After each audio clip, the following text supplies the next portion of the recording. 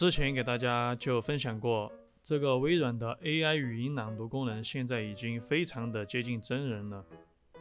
这不，前段时间微软又对它的这个 AI 语音朗读功能进行了一个更新优化，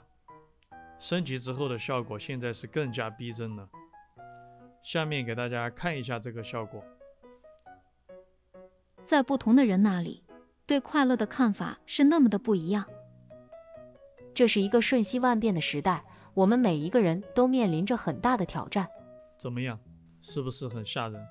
几乎完全听不出来这是 AI 在进行一个朗读，但是手机上的话是可以使用的，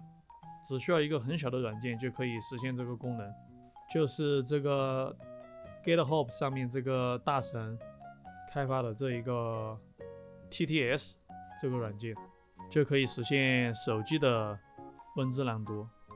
这对我们平时听一些书，或者晚上睡觉之前听一些这个小说啊，这些都是非常好的。下面我转移到手机上面给大家演示一下。如果打不开 GitHub 这个网站的观众也不用担心，到时候我会把这个安装包放到视频的下方的描述栏里面。好，下面我们来到手机上，首先打开大神开发的这个 TTS， 它可以调用微软的 TTS。然后我们首先要点击一下左上角的这个设置 TTS， 把这个我们系统的首选引擎给改成这个 TTS。 改好之后，我们可以根据自己的这个需要选一个这个人声，这里我就选择云野这个人声，当然还有很多人物可以选择，除了中文还有粤语，还有俄语，还有英语，很多语言可以供大家选择。这个讲话风格也可以根据自己的需求进行一个选择，有新闻、客服、助手等等，这里我选择冷静。好，下面需要打开一个阅读软件，很多手机自带的阅读软件是可以调用这个 TTS 的，但是我的手机是没法调用这个系统的这个 TTS 朗读的，所以说我给大家找到了一个阅读软件静读天下，这个软件的话是可以调用 TTS 的。下面给大家看一下这个调用 TTS 的这个效果。好，给大家调用 TTS 朗读一下这篇文章，我们直接点击中间，然后点击这个朗读的这个图标，点一下，然后这里可以自己设置停止朗读的时间。如果是晚上睡觉的话，可以选择一个30分钟或40分钟，差不多就进入梦乡了。这里我设置30分钟，然后点击开始朗读。他们由牛街附近的 Folly Bridge 开始，划船到5里外一条名叫 Godstow 的村庄。途中，他们为了消磨时间，道奇森就在船上向3位女孩讲了一个应他们要求越荒诞越好的幻想冒险故事，而故事的主角正好就是他最疼爱的3姊妹之中的2女儿爱丽丝、李德尔。OK， 给大家听了一下这个效果，怎么样？是不是非常的厉害？这就是刚开始给大家这个介绍的这个效果，几乎是听不出来是 AI 在进行朗读的，非常的吓人。当然，除了静读天下这个阅读软件的话，还给大家准备了一个后墨。后墨的话，它支持导入的这个图书的格式比较多，像 EPUB、AZW3、MOBI、TXT 这些图书的格式都是支持导入的。稍后我也会把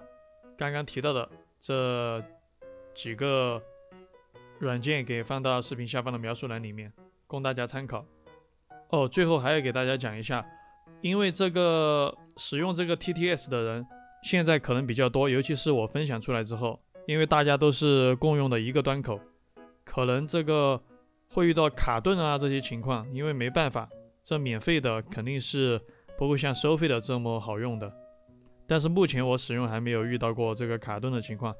如果遇到卡顿或者不好用的话，我们就点击右上角，把这个音频流格式给改低一点，比如说这个48，我们就可以改成24或16或者8，把这个音频流改低一点的话，这个问题是应该可以得到解决的。这目前已经是手机上免费的使用这个 TTS 语音的最好的方法了。毕竟这个效果不比一些收费的看小说软件好得多吗？目前电脑上面如果想使用这个 AI 语音朗读的话，可以使用这个 Edge 浏览器。Edge 浏览器的朗读之前也给大家介绍过，可能有很多观众不知道怎么使用，这次再给大家演示一下。假如说这个文档里面的内容是我们想进行阅读的内容，我们选中之后右键，然后点击打开方式，找到这个 Edge 浏览器。如果这里没有直接显示的话，我们就选择其他应用，然后到这里面来进行一个寻找。好，因为我之前就已经添加过了，我就直接打开。这里右键直接点击大声朗读的话，有时候会失败。这里我就全选之后，再点击朗读所选内容。全书主要描写了孙悟空出世及大闹天宫后，遇见了唐僧、猪八戒、沙僧和白龙马，西行取经，一路上历经艰险，妖怪魔法高强，经历。怎么样？这效果还是不错吧？虽然说这个 Edge 浏览器还没有完全支持它的最新的一些这个 AI 语音朗读的技术，但是已经非常不错了。同时，语音选项这里也是可以进行一个选择的，可以更换不同的人声进行一个朗读，除了普通话，还有粤语，还有英语等等。用我刚刚提到的这2个方法用来配音也是非常不错的。最后，希望大家能够点赞支持并订阅我的频道，这将是对我最大的鼓励。